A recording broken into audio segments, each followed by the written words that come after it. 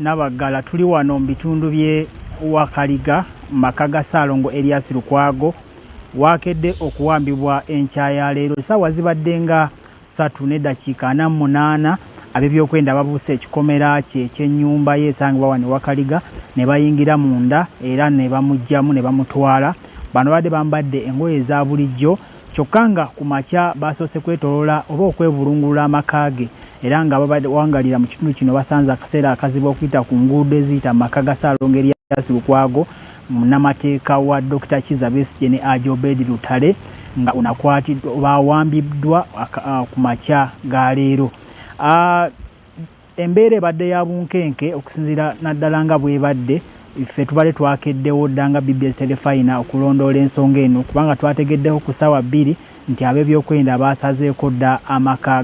ga munnamateeka ono Erias Lukwago era utuukiddewo n'atuggulira ne tuyingira munda wabula akaseera mpaawo kaaga ab'ebyokwenda tugenze okulaba nga babuuka ekikomera kino nga bayingira munda era mpaawo amawulire abadde munda muno akkiriziddwa kukwata yadde ekifaananyi nga bakola bye bakoze byonna okutuuka okukwata Ssaalongo Erias Lukwago okumutwala awantu awatanategeerekeka ne utuukidde okukola stoole eno oba eggulire lino ku BBS Telefayina.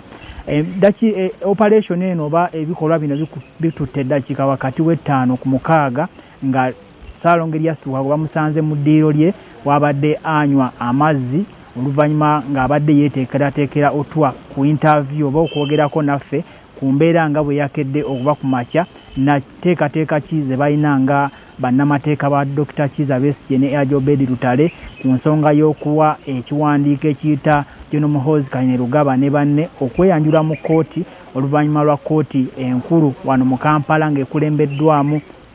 oba ekubirizibwa omulamuzi Emmanuel Baguma yayise ekiragiro eri bajjeno bano nga bakulembeddwamu omuduumizi w'eggye ly'eggwanga ow'oku ntikko General Muhoozi Kainerugaba balabikeko mu kkooti bannyonnyole amakubo ge baayitamu okukwata abavunaanibwa bano okubaleeta mu ggwanga okuva mu ggwanga lya Kenya ne byazze ayogera ku mitimbagano egy'enjawulo nga ajje annyonnyole nga ku bano kuliko ne ssaabawolereza wa gavumenti kyokka Ssaalongo Erias Lukwago atubuulidde nti olwaleero babadde balina okutandika okukola okutwalayo empapula zino okulaba nga bamusaavinga alabikeko mu kkooti naye tekisobose era ng'ono awambiddwa ku makya ga leero. Babaddewo batubuulidde nti embeera ebadde ya bunkenke naddala babadde mu nju nti bagezezzaako okumukweka naddala Nnaalongo okweka Ssaalongo kyokka ab'ebyokwenda bamutaddeko embeera ne bamutulugunya okutuuka lwannyonnyodde wagyali olwo ne bamukukunula mu kisenge gy'abadde yeekukumye. Ssaalongo Erias Lukwago bategeezezza nti mukosefu era abadde asabye agende n'eddagala lye kyokka ab'ebyokwenda bano tebamuganyizza ne balimulesa ne bamutwala mu mmotoka yakazibwako erya drone ziyingidde emmotoka zibadde 2 emu bamutadde ne bamutwala mu kifo kyanategeerekeka kyokka tutegeddeko ne bannamateeka abali mu musango guno okuli Aaron Kizza n'abalala nabo bali mu mbeera ya kutiisibwatiisibwa oluvannyuma lwa kkooti enkulu nga bwe nkubuulidde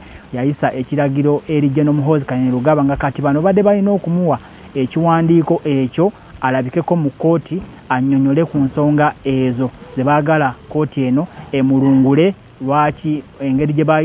amakubo ge baayitamu okukwata abavunaanibwa bano okubaleeta mu ggwanga. Kakati tukyalondoola ensonga eno ne munnange Ivan Mbadi kyokka wano wendi waliwo abantu ab'enjawulo abaatuuseewo edda okulondoola n'okumanya kiki ekikwatisizza ekikulu mukulu oba munnamateeka wa Dr. Kizza Besigye. Taata erinnya lyaffe n'embeera ogirabye otya ggwe awangali akitundu kino? Amannya nze Ssewakambwe Kafeero Nnyindo Kyezira. Kitukubye entiisa nnene nnyo ti Lukwago alinnya Lukwago munnamateeka amanyi amateeka naye abakuumaddembe we batuukiddde okulinnya ekikomera kitukubye tukivumirira kitukubye ekikwasi kinene nnyo nti munnamateeka watuukira okulinnya ekikomera babadde ne mission kyannaku teggwanga lyaffe werituuse kyemmanyi ne Kaluwa bamutiisatiisa simanyi oba anadda mu musango gwa Kano Besigye tindowooza waliwo ennaku ezo omulamuzi we yawa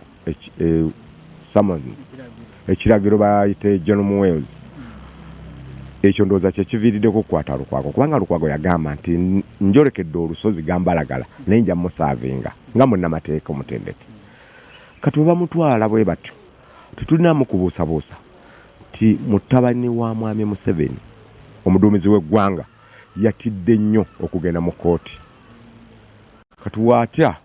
n'amanya nti ono yakulembedde omusango katumubuzeewo kubanga awandiise ku mukutu gwe ti yamuyina ali mu basement agenze kuyiga ki Luswayiri kyannaku omuduumizi w'eggwanga ne waaba omuduumizi w'eggwanga kati ng'ayagala bwabukulembeze bwa ggwanga ng'ate atanze okukola ebintu ebikutyoboola eddembe ly'obuntu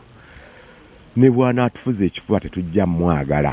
ebyalwanya taata we bizzeemu mukama abankuumire tweyanza nnyo tweyanzeege kyokka bino byonna ebijjidde nga kkooti eyo maaso g'omulamuzi Emmanuel Baguma yateekawo ng'ennaku z'omwezi 3 omwezi guno okutandika okuwulira omusango gwa Dr. Kizza Besigye ne Ajjo Bedi Lutale ogw'okulya mu nsi olukwe n'okugambibwa nti baali baagala okutta General Yoweri Kaguta Museveni buhabulwa kyokka ng'enteekateeka ezimu ebadde zisooka oba okusaba okusooka okuwulirwa kwe kuno okw'okuba nti General Muhoozi Kainerugaba ne Ssaabawolereza wa gavumenti n'abalala abakulemberamu